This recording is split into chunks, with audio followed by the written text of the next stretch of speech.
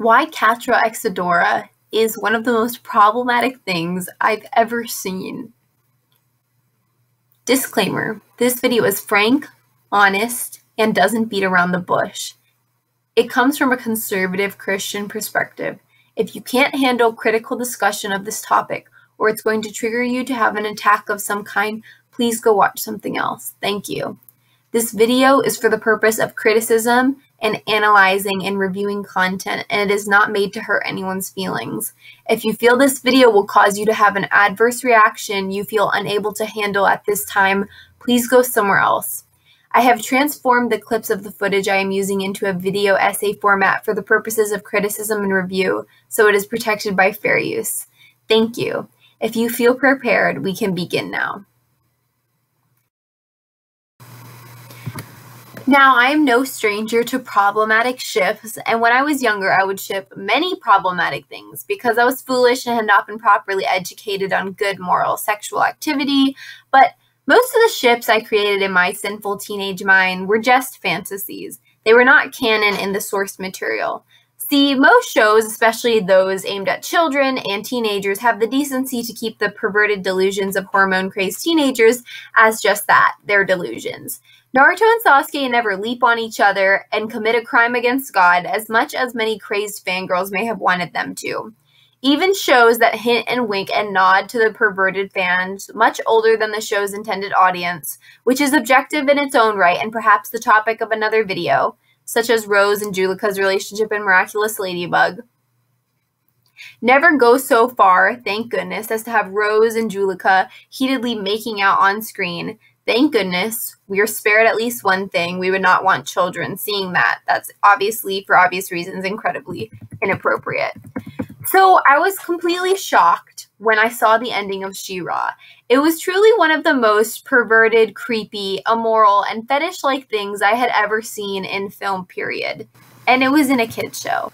Now, I am no stranger to cringy SJW propaganda in my television. It's everywhere and it's nearly unavoidable. I also understand that watching children's media nowadays, I am going to be subjected to this SJW political messaging far more than in some even adult content media. It doesn't take long when booting up She-Ra, the Princess of Power on Netflix, to see its far radical left agenda. Random gay side characters that add nothing to the story, very few men in the story. The men that are portrayed tend to be more subordinate and less traditionally masculine. The fact that every single race on God's green earth is on screen at any one time. But these elements were easily ignored in seasons 1 through 4 because they were shoved to the background or they were easily shut out of the main story. And just to clarify, I don't have problems with many races being portrayed in children's TV. I don't think that's bad or wrong. It's just an example of their agenda being very noticeable. So yes, as with my own disclaimer of this video, you are responsible for how you react to a piece of media. And I knew I would see some unbelievably left-leaning material when watching this show, but I chose to watch it anyway because I thought it was interesting. My point is, the leftist messaging is always bad, and it usually is, but I had never seen it get this bad. I had never seen anything quite like this. If you haven't seen She-Ra, the Princesses of Power, I'll give you a quick rundown of the relative plot points. On a war-ridden planet, 2 children, from the time of them being babies, are raised by an abusive mother figure named Shadow Weaver and are trained to be child soldiers for a warlord who is bent on taking over the planet they're on. These 2 babies are Catra and Adora. Later, Adora deserts her friends and flees the evil army to join the overly colorful, super diverse good guy team, which talks about friendship all the time. After an extremely weak attempt to get Catra to come with her, Catra and Adora become enemies. Catra tries to murder Adora many times throughout the show, and the 2 sides battle for control of the planet. That's essentially the story. So you ask, what's the problem? The problem is that Catra and Adora become involved in a romantic relationship. I am not kidding, okay? And we can only assume that they are sexually attracted to each other since they kiss very heatedly on screen. It is not exactly a peck on the cheek, if you know what I'm saying. So you're probably wondering, what am I seeing? Like, seriously, why is this happening? So I was also wondering that. Yep. Okay, so now that you've had a moment to recover, you just saw that correctly. The two sisters in this children's show, one who has been actively trying to murder the other for seasons of the show at this point, they just got involved in a romantic relationship on screen. I feel like pointing out that this is a kid show once again is a waste of my breath, since all kid shows are like this nowadays. Only Disney Junior is spared, and it's only a matter of time before Chase and Marshall tie the knot. I'm just kidding, that's disgusting. Also, Paw Patrol's actually on Nick, so yeah. So, if it isn't completely obvious why Catra and Adora is one of the most problematic things I have ever seen, I will explain it to you in parts, each with a different problematic element of the relationship on full display. Starting with this gem, incest.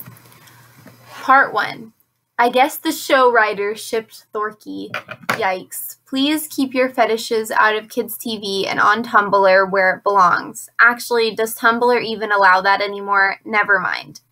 So one of the biggest and most ridiculously obvious objections to Catra x Adora is the fact that they are adopted sisters. As previously mentioned, both girls, implied since the time they were infants, were raised by Shadow Weaver, an abusive, high-ranking figure who served in the evil army. She is portrayed as an abusive mother character to both Adora and Catra in the story, and only has this bond with them, not any of the other soldiers in the Horde's army, which is the evil army. Catra and Adora are shown to have an extremely close bond in childhood, distinctly different and more close than the relationship with any of the other children that were also forced and trained to be child soldiers. They're adopted sisters, no question asked. That is the relationship they have. If you are going to bring up the fact that they aren't blood related, I say, we were raised together. We played together. We fought together. Do you remember none of that?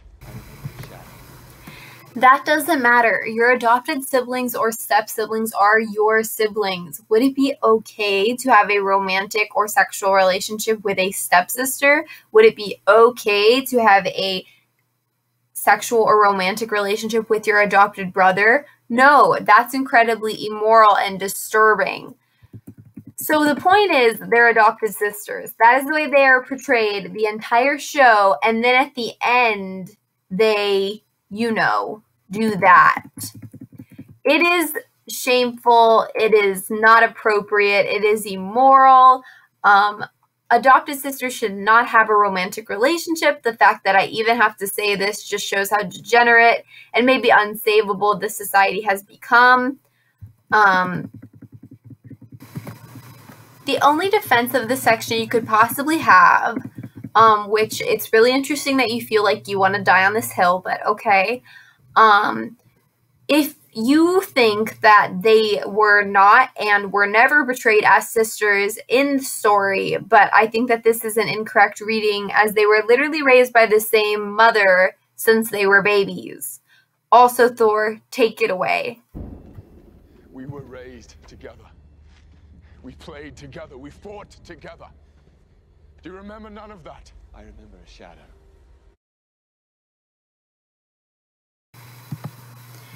Part 2. The writers of the show apparently condone abusive relationships because I guess if someone tries to kill you a lot, you should have a romantic relationship with them, or at least that's the message that this show is sending. Catra tries to kill Adora many times in the show, many times. It's sure ironic that the SJWs who complain on and on about how teen fiction portrays abuse as romantic, which it admittedly sometimes does, and how horrible and destructive that is to teen girls, just portrayed a seriously violent, murderous, unhinged woman get into a romantic relationship with her victim, who she tried to kill many times. Catra throughout the show shows severe, repetitive, and malicious intent to kill Adora and tries to do so many, many times.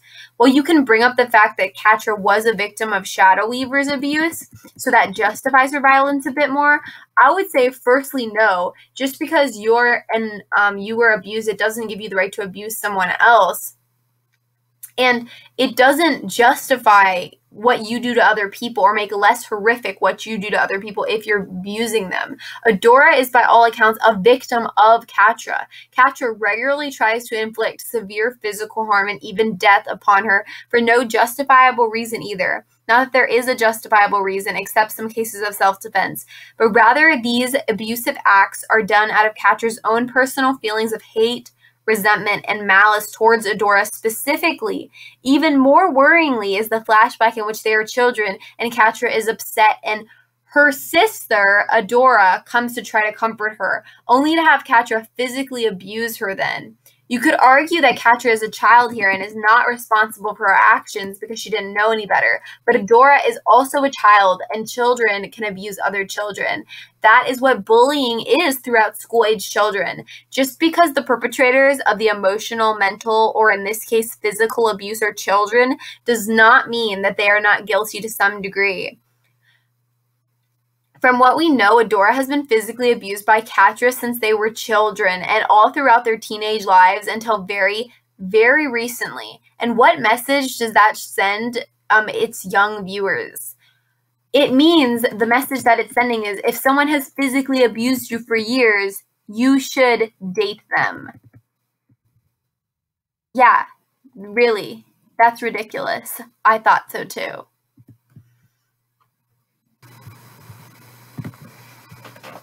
Part 3. Why this is also problematic for Catra specifically and her story arc. Catra throughout the show is depicted as an emotionally unstable, insecure, violent, and obviously not well-adjusted person. She was raised as a child soldier and raised by an abusive adopted mother who gave her severe emotional issues by always comparing her and making her feel inferior to her adopted sister, Adora. Throughout the show, we see Catra try to deal with this abuse from her mother figure after Adora ditches her to go to the good side, or whatever. After going through a short crisis, Catra decides that killing Adora is the only way to move on. I don't have to explain to you why that is a bad way and incorrect way to deal with your trauma. Adora did not abuse her. It's not Adora's fault that Shadow Weaver emotionally, and I believe it's implied physically as well, abused Catra. And the show does go to great lengths to show us that Catra is hurt and damaged and angry at Shadow Weaver for making her feel inferior to Adora. But because what Catra really wants, shown in the scene where Shadow Weaver is in jail and she's willing to help her abusive mom, what Catra subconsciously wants, or consciously, I'm not sure which, is Shadow Weaver's approval, affection, and acknowledgement. But Shadow Weaver is a stone-cold, abusive, evil, manipulative woman, and Catra knows that she never will, or at least is extremely unlikely, to ever give her that love that she seeks. And that makes Catra feel helpless, weak, ashamed, and angry that she even desires that approval from her abusive mom in the first place.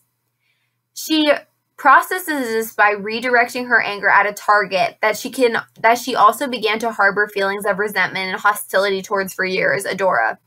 Catra can't make Shadow Weaver love her, but she can hurt Adora. And through defeating, harming, or even finally killing Adora, as Catra wants to do in 99% of the entire 5 seasons of the show's runtime, whether consciously, unconsciously, I think unconsciously, Catra thinks killing or beating or physically harming Adora will finally prove to either Shadow Weaver or herself that she is better, or at least on the level with Adora, the sister her abusive mother constantly compared and degraded her to. This is obviously evil, unhealthy, and wrong. It's not Adora's fault that Shadow Weaver was such an abusive and terrible person who made Catra an unstable, insecure, violent person, or at least aggravated these traits that Catra could have naturally had some of. Adora is seen throughout their childhood when Catra is physically abusing her, being nothing but helpful and kind and supportive to Catra as children, even trying to protect her from Shadow Weaver's abuse on some occasions. Though, even if she hadn't been trying to protect her, she still wouldn't have deserved how Catra later came to treat and abuse her. Now, Catra's arcs throughout the seasons are mostly about dealing with these issues that stem all the way back to her childhood Shadow Weaver's abuse, her inferiority issues with Adora, and her trying to climb the power ladder of the evil army to prove her worth, struggling to hold on to and actively imploding any other relationships around her. The seasons depict Catra desperately doing anything and everything, usually with increasingly terrible results, to make sense of the intense emotional instability she constantly feels, and the unresolved and unstable feelings of rage, self-hatred, loneliness, worthlessness, and despair she constantly feels.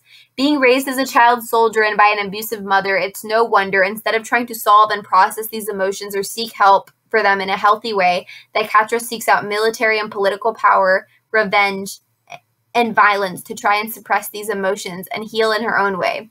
Of course, the show, rightly so for at least this part of the show's messaging, shows us that this does not work, and in fact makes Catra's emotional and mental problems so much worse, becoming more and more unstable and unhappy each season, and slowly losing and destroying every good or somewhat good relationship she has left through her physically and emotionally abusive tendencies.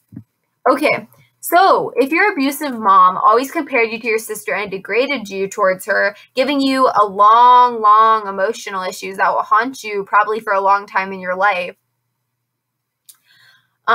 don't be emotionally and physically violent towards that sibling or anyone else, because that won't solve the hurt that you feel. That's the message so far. Okay, good messages so far. The writers of She-Ra told us what not to do in this situation. So if I'm a young viewer, and hopefully I am not in a position as severe as this, but if I feel constantly inferior to my sister or brother, like Catra does to Adora, hopefully I'm not a victim of parental abuse, but what if I am? Then what does the show tell me I should do? Get in a romantic relationship with my sister. What kind of answer is that? No, I should not do that. No one should do that in their right mind, but that is the message that the show perpetrates. The actual answer the show gives us is abuse the person you feel inferior to, do one good thing and say you're sorry, and they will save you because your abusive mom was right all along. She is better than you. And then just get with that sister. Smooch. Emotional issues, insecurity, inferiority complex. What are those? I've never heard of them. Chronic self-esteem and jealousy issues? What is that? What are you talking about? Catra loves Adora, and hey, the creepy adult fans who watch this show and write smutty fan fiction of underage characters on fanfiction.net are gonna love this canon ship. No, we should not be pleasing these perverts. We should be giving good messages to children. This is not appropriate to be shown even to adult audiences. Why is this the message you are sending to children who may be a victim of abuse themselves? Or even if they're not victims of abuse themselves, they have jealousy issues with siblings or friends. If your abusive mother abused you for years and gave you an inferiority complex with someone, why on earth would you get involved into an intimate romantic relationship with them? Why? Especially when you have done nothing meaningful to get over your emotional issues. Catra does not go through any major arc or character growth to get over this redirection of resentment, an extended history of physical abuse with her adopted sister Adora. At no point does Catra have a eureka moment where she realizes her hatred for Adora was misplaced and that she didn't really resent Adora, but rather she resented Shadow Weaver for abusing her all those years. She never has an arc or even a single scene where Catra realizes her own self-worth and that it's evil and wrong of Shadow Weaver to have constantly torn her down as a child, and that her anger towards Adora was misplaced.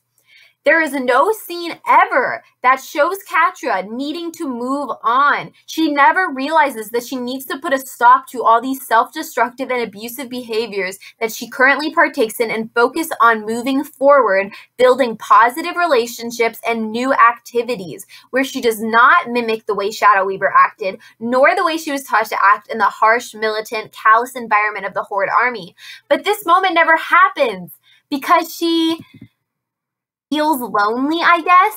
In season 5, Catra's redemption arc comes out of almost nowhere. She chats with Glimmer and then saves her for reasons that I feel are still a bit unclear to quote, do one good thing in my life. Okay, but why? Why does Catra suddenly want to do one good thing in her life? Why does she suddenly, like, regain consciousness from being under the control of Prime? And when she comes back, she's now in love with Adora and doesn't want to kill her? Or even though she never had any moments of emotional growth and realizing, like, why she hated Adora so much in the first place? This is so problematic, and it's also confusing. Why the heck is there no indication of romantic tension between them for 4 seasons up to this point? Where was this tension multiple episodes in the season ago? Them getting in a romantic relationship is so random and out of nowhere. Where are the scenes of character development where Catra forgives Adora for things that Adora didn't even do and Catra realized herself how horrible she was to Adora and how it was Shadow Weaver she really had all that anger towards? Where are those scenes? They do not exist. If they do exist, it was very bad writing because I did not get them at all. Plus, something this integral to the story is not conveyed. If it's conveyed at all, it's not conveyed clearly. And this is a show for children, I might remind you. It is a failure in the writing. This is not Breaking Bad or Game of Thrones. You are showing children complex themes of abuse. It cannot be up for interpretation or implied, which I don't even think it is. If you're going to address heavy themes in children's media, which is something that should be heavily thought through and obsessively carefully done or not done at all, you cannot just leave important things out. Like from how Catra went to, I'm going to murder my adopted sister, to smooching her and being incestual and disgusting, okay? This should not be in a kid's show. This culture just makes me very upset. We all know that there's a lot of negative messages in our media. I was going to give another example, but honestly, it just upsets me so much, so we're just going to skip over it, okay? I think a much better, more healthy and satisfying, oh yes, and less perverted and damaging to children conclusion to Catra's emotional arc, which as it stands now has no conclusion. She just somehow magically gets over her issues with Adora and then just gets with her romantically, which once again is super gross and creepy and wrong. I think a better ending to the arc would have scenes explicitly where Catra realizes that Adora is not at fault for the abuse that Catra and Adora both received from Shadow Weaver as children. And for Catra to repent and feel remorseful for the way she treated Adora and others, like Scorpia, who Catra also emotionally abused. While also Catra acknowledging her own status as a victim of abuse by Shadow Weaver. And like I said earlier, she has to realize her own self-worth on her own, and that she doesn't need to prove to Shadow Weaver or anyone else that she does have worth. And she didn't deserve to be treated that way as a child, and she doesn't deserve to be treated that way now. She needs to realize that now. For her to realize that the way for her to move forward is to break these old habits, which will immediately take work, and focus on building new and positive and healthy relationships and doing things for herself, like working out healthy, productive ways to process her negative emotions and past traumas so she can focus on the future and be better, while also trying to atone for her own past sins in the best way that she can. I would have no problem with her apologizing to Adora or even being cordial with Adora if Adora was okay with that. While it gets dicey very quickly, and sometimes the best thing you can do is just stay away from them, I don't think there's anything wrong with trying to make amends to someone you deeply hurt, unless of course they have told you specifically that they do not want any contact with you. In that case, one way to make it up to them is to give them that space and privacy. Adora and Catra could even be friends in the future maybe, but honestly even that is questionable. I believe in second chances and forgiveness, but Adora was violently abused by Catra for an extended period of time, and I don't know if it would ever be healthy for them to get close again. Although every case is different, and that would be Adora's choice as the victim. This is not a case against forgiveness. Adora can forgive Catra if she really wants to, and Catra can try and make amends. But the reality of the relationship depicted on screen is one of long, muddled, and honestly a disturbing pattern of physical abuse. So any future relationship will need to be extremely cautiously undertaken, and it may be left best at a distance or not having a relationship of much of any kind moving forward. This doesn't have to be malicious either. Adora can move on from the abuse, forgive Catra if she chooses, and not hold any ill feelings. And Catra, if and when she repents from the abuse, which in the show she never directly does, she never goes to Adora and really, truly says that she's sorry and she understands the gravity of all the times she tried to physically kill her, then Catra could also move forward and try to forge new relationships not inflicted or stained with her repeated actions of the past, and learn and work hard to be a better person and figure out who Catra is without comparing herself to anyone. The point is, with their history of both Catra's emotional issues directly being linked to Adora, because of their abusive mother, it's questionable for them to even be friends after everything. And the show made them into a romantic relationship. This is not a good message to be sending to kids. It's telling you a bunch of bad messages. As a child, these are the messages it's sending me. A, if I abuse someone, I should have a romantic relationship with my abuse victim with no real discussion or meaningful exploration of why the abuse happened or what I will do moving forward to stop the abuse. B, if I'm abused, I should get into a romantic relationship with my abuser with no real discussion or meaningful exploration of why the abuse happened or what they will do moving forward to stop the abuse, not even an empty promise. C, if my parents abuse me and compare me to my siblings, I should get into a romantic relationship with my siblings. That will help me overcome my emotional issues. Also, I should just get with my sister for some reason.